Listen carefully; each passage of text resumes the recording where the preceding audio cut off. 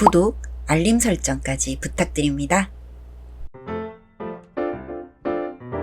오늘도 우리 사는 이야기 찾아주셔서 감사합니다. 사연자분이 보내주신 이야기 시작해 볼게요. 안녕하세요. 저희 신랑은 친한 지인의 소개로 만나 함께 취미생활을 하며 친해지게 되었습니다. 저희가 함께하게 된 취미생활이 바로 캠핑이었는데, 저는 평소 혼자서 캠핑을 다녔고 신랑은 동호회 사람들과 함께 모여서 캠핑 가는 걸 즐겨 했어요. 그래서 저도 그 모임에 함께하고 난 뒤로 취미생활도 더욱 즐거워졌고 신랑과도 친해지게 되었습니다. 그렇게 모임 생활을 한 지도 8개월 정도 지나 둘이 함께 캠핑을 다니다 보니 어느새 사귀자는 말도 없이 저희는 사귀고 있었고 4년 정도 연애를 하다가 결혼까지 하게 되었어요. 시댁은 시어머님과 아버님이 이혼을 하셔서 시아버님 혼자 신랑을 키웠다고 들었습니다.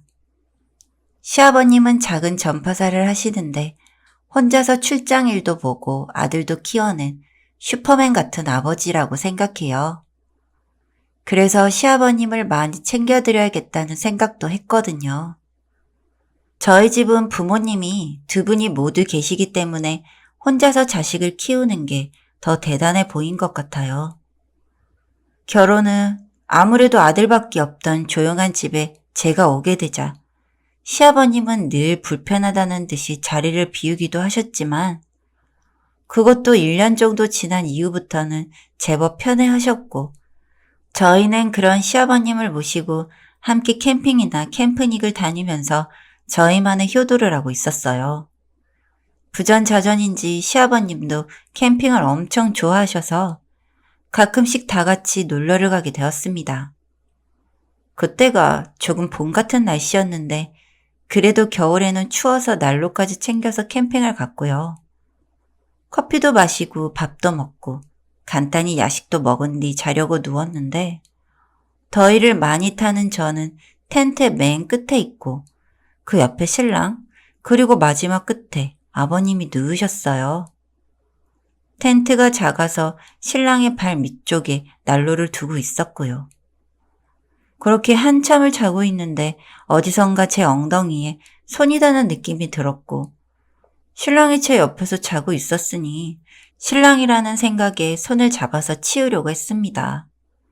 그런데 잡은 신랑의 손이 어쩐지 쪼글쪼글하다고 해야 할까요?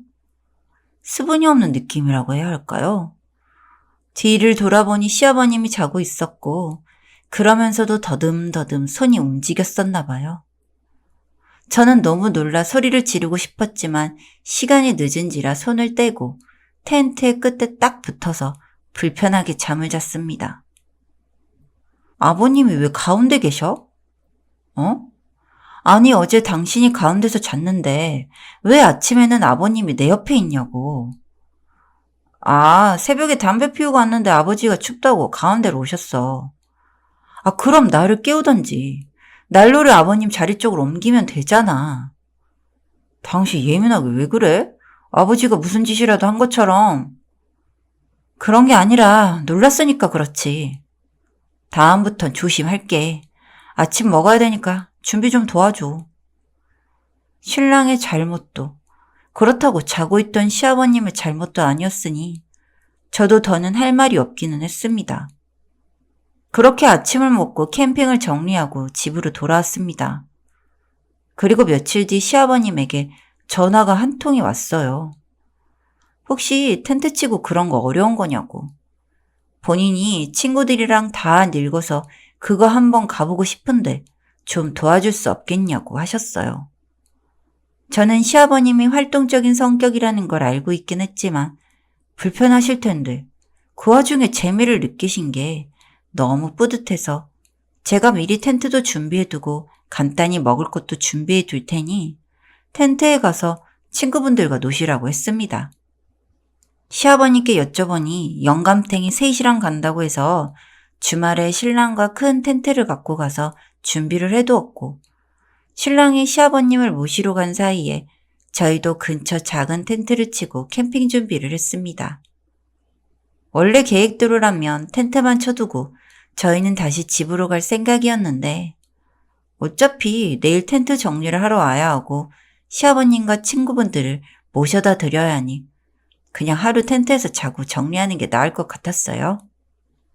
시아버님과 친구분들을 모셔온 신랑은 저희가 묵을 텐트로 왔고 시아버님이 친구분들이랑 식사도 드실 수 있게 준비까지 해두고 왔다고 했어요.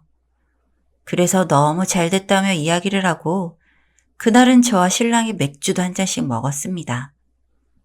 제가 평소에도 술을 좋아하기는 하지만 밖에서 먹으니 유독 더 맛있었고 그래서 너무 많이 먹는 바람에 1시간에 한 번씩 화장실에 갔습니다.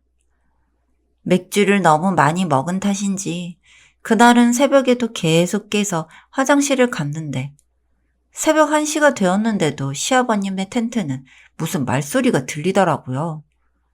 그래서 뭐 불편한 거라도 있으신가 해서 곁에 다가갔는데 앞에 놓인 신발이 큰 남자 신발이 2개에 여자 사이즈의 신발이 하나가 있었고 신음소리와 같은 앓는 소리가 들려왔습니다. 그리고 혹시 누가 아프신가 해서 살짝 텐트를 열어봤는데 저는 그 자리에서 몸이 얼어붙고 말았어요. 시아버님과 시아버님의 친한 친구라는 남자분 그리고 처음 보는 여자분 셋이서 뒤엉켜 있는 모습은 제가 보기에 너무나도 역한 상황이었거든요. 제가 놀라서 크게 숨을 들이마시는 소리를 내버렸고 그와 동시에 안에 있던 시아버님의 친구분과 눈이 마주쳤습니다. 당황한 저는 그대로 제 텐트로 도망치듯 사라졌고 다음 날이 되어서 그 일행을 볼 자신이 없어서 저는 제 텐트를 정리하고 있었습니다. 아무것도 모르는 신랑은 아버님이 즐거웠다는 식으로 이야기를 했고 저는 이 사실을 신랑에게 말을 해야 하나 말아야 하나 망설이고 있었어요. 그리고 얼마 뒤 시아버님 생신이라 시아버님의 집에 모이게 되었고 밥을 먹고 신랑의 방에서 자고 있는 저에게 어떤 그림자가 느껴졌어요. 피곤했던 터라 신랑이 들어왔나 생각을 하고 계속 자려고 하는데 귓가에 들리는 찰칵 소리. 눈을 뜨니 제 머리 위에서 휴대폰을 성급히 정리하는 시아버님이 있었습니다. 아버님, 지금 뭐 하시는 거예요? 권희자는 네가 이뻐서 보고 있었지. 휴대폰 주세요. 휴대폰을 왜 달라는겨? 지금 당장 주시라고요.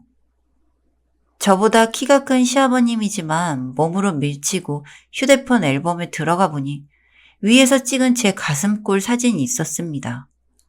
그리고 밑으로 내리니 그때 그날 저희 텐트에서 은밀하고 더럽게 놀았던 사진들이 남아있더군요. 저는 초대나? 뭐 그런 건 젊은 애들이나 하는 건 줄 알았는데 60 넘은 시아버님도 그런 식으로 놀고 있는 게 너무 더럽게 느껴졌습니다. 제가 휴대폰 앨범을 계속 보자 시아버님은 제 머리통을 치셨고 저는 악하는 비명과 함께 넘어졌습니다. 그 소리를 듣고 달려온 신랑이 저를 살피다가 시아버님의 휴대폰 화면을 보셨고 거기에 찍힌 제 가슴골 사진까지 보고는 시아버지의 휴대폰을 뺏어서 꺾어버렸어요. 아버지, 이게 뭐 하는 짓이에요? 잘못 눌러서 찍힌 거다. 지우려고 했어. 하다 이제 며느리한테까지 그러고 싶어요? 이놈이 터진 입이라고 아무 말이나 짓거리는 거냐? 신랑은 그런 시아버님께 다시는 볼 일 없다고 말을 하며 제 손을 이끌고 집 밖으로 나왔습니다.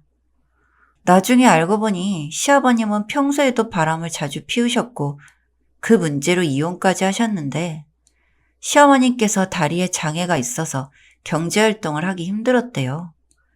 그래서 선택권도 없이 시아버님이 키우셨는데 몇 년 전까지도 계속 시아버님의 문제로 힘들었다고 합니다. 그나마 저희가 결혼한 이후 체면 때문인지 자제를 하려 하는 듯 했는데 다시 이런 일이 생긴 거였고 특히 그 휴대폰 속의 여자 아줌마는 아버님과 친한 친구분의 와이프래요.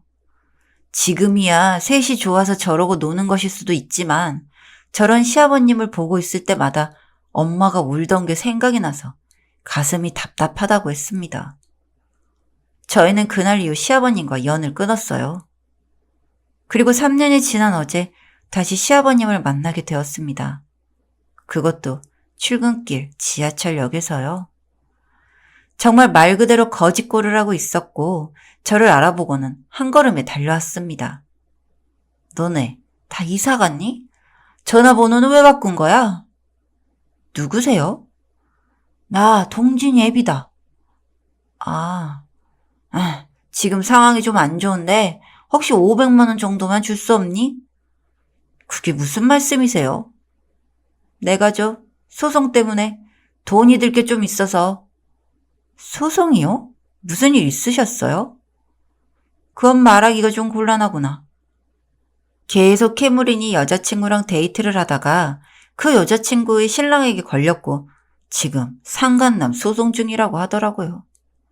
꽃뱀인 건지 집도 팔고 재산도 다 청산해서 선물을 하고 재혼을 하려 했는데 가정이 있는 사람이었다고 하면서요.